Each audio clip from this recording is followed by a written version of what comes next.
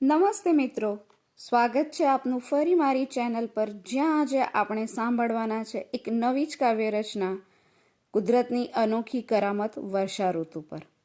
હા દોસ્તો, વરસાદ, જેને તમે કદી ધ્યાનથી જોયો છે?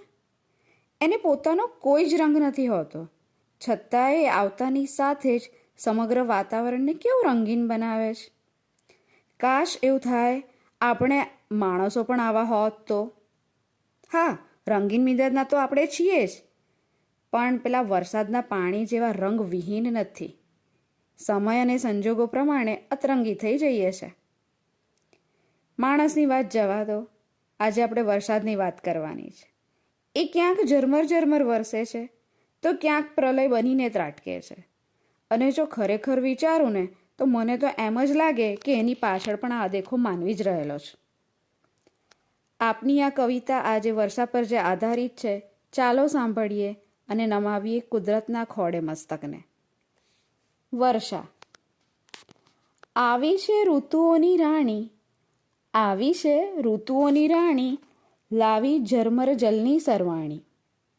સંગાથે લાવી નીત નવા સમણાની પધરામણી. વાદળોની એ ટોળી જોઈ જગતના તાતની ખીલી ખુશી અપાર.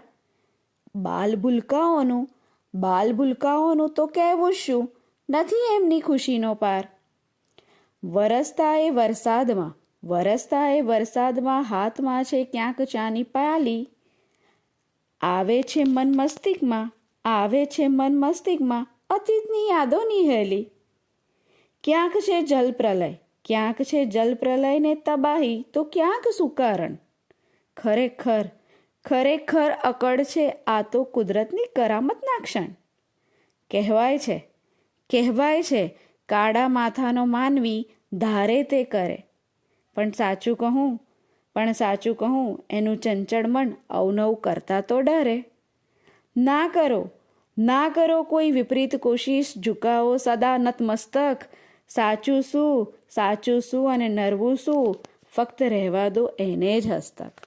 હા દોસ્તો, કુદરતની સાથે કરેલી છેડછાડ હંમેશા આપણને માઠા પરિણામ આપે છે.